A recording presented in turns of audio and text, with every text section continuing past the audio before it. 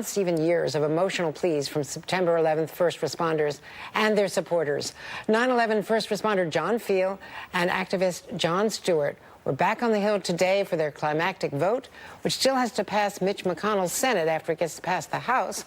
Joining me now is Jon Stewart, 9/11 advocate, and John Field, a 9/11 first responder, an advocate who first started the Feel Good Foundation. John Field, we keep thanking you for everything you're doing, and the goal is in sight now. How do you feel today? Not great, because the bill's going to get voted on in a couple minutes and it's going to get passed, but it's a shallow victory. Ask me this question next week when we get it through the Senate.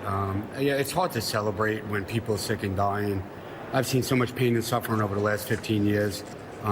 But the fact that I get to spend today, this historic day for many, with John, I feel better about that, because, you know, this is my whoopee, you know, and I don't go anywhere without it. Well, you know, and I know this is bittersweet, and there's so much sadness. We're thinking, of course, of Lou Alvarez, Jon Stewart, who was here with you when you made your last public appeal to the Hill, to the Senate.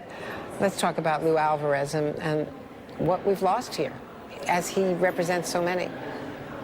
Well, you know, Lou Alvarez, he decided to spend literally the last week of his life fighting for his brothers and sisters to get them the same compensation and their families that he had received.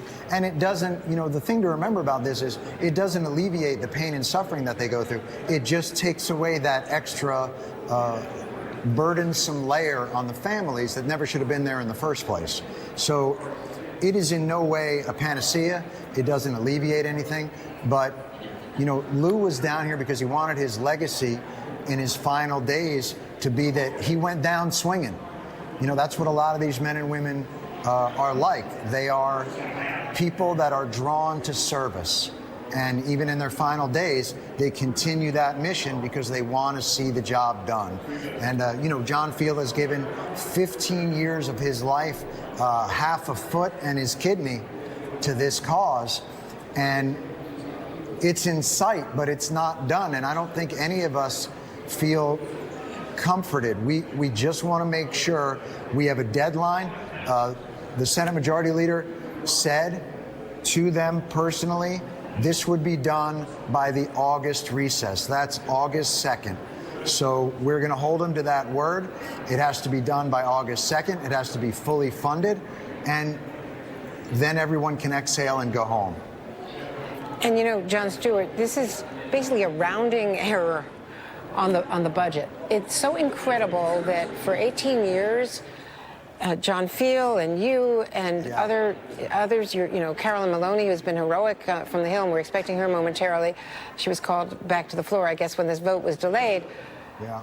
This is craziness, and if this is only one example, this is the most dramatic, the most emotional. It affects all of us, every American, but there are so many parts of government funding that get screwed this way.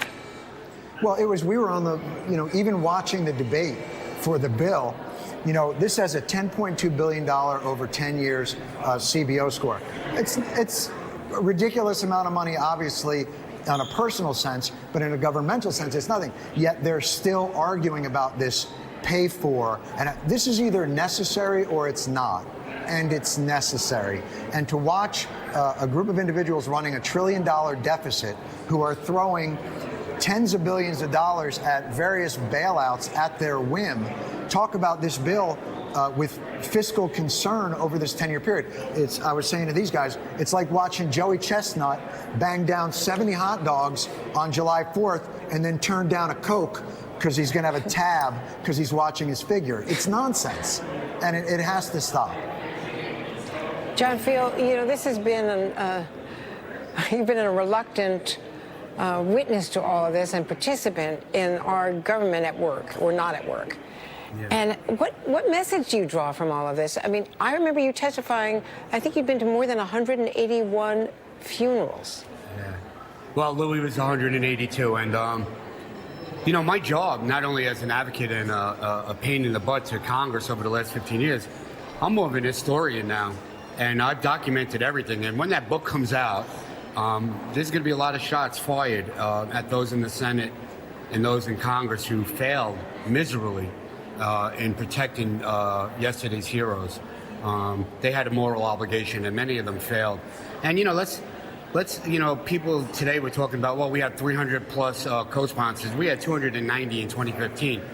I'm not shocked that we had over 300. I predict everything I predicted has come true to this point today.